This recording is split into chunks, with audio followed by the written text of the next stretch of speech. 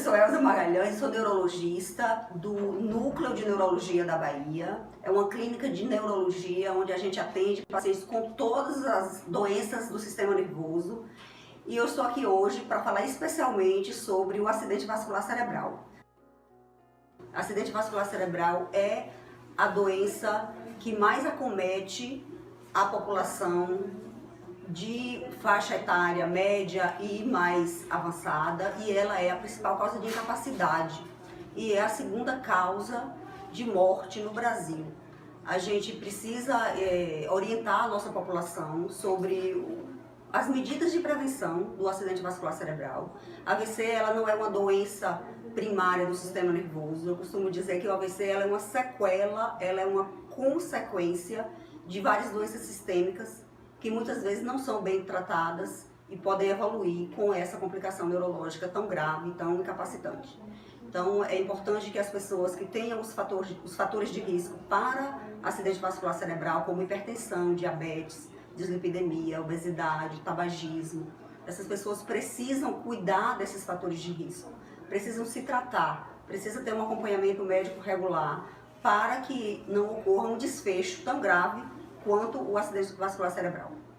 A gente aqui da Núcleo de Neurologia da Bahia tem um foco importante no tratamento, na orientação para a prevenção e no tratamento das sequelas do acidente vascular cerebral. As sequelas do acidente vascular cerebral, elas podem acompanhar uma pessoa para o resto da sua vida. E é muito importante que a gente oriente esses pacientes a tratar essas sequelas o mais precoce possível. Assim que o paciente sofre um acidente vascular cerebral, é importante que a reabilitação ela seja de imediata. Ela precisa começar ainda na fase hospitalar, onde o paciente precisa ser orientado quanto a posicionamento no leito, prevenção de escaras, prevenção de infecções. A internação ela precisa ser o mais curta possível para que o paciente não fique exposto ao ambiente hospitalar, que pode trazer outras sequelas, outras consequências, outras doenças para ele.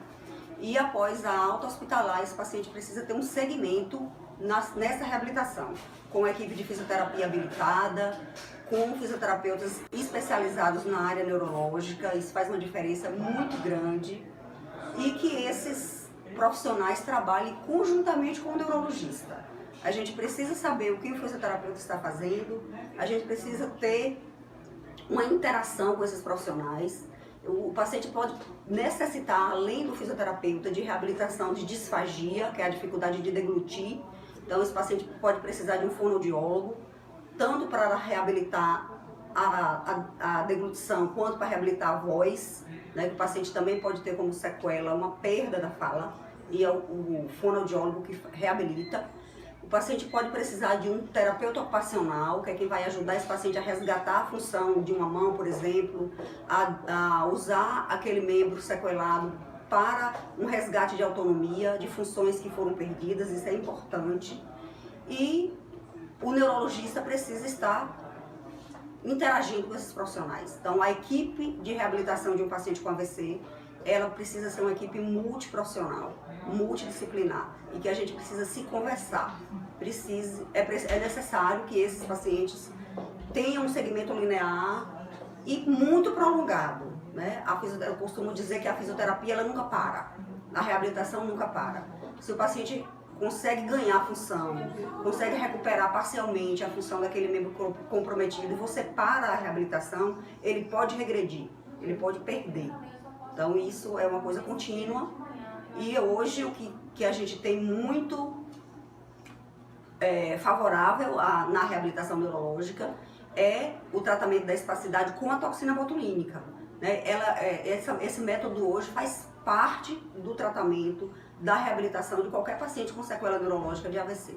Então é um ganho importante, é uma substância que ajuda muito a melhorar a rigidez muscular, a melhorar a mobilidade, a amplitude do movimento e aliado com a fisioterapia, ela é muito positiva e realmente traz um benefício muito grande para o paciente.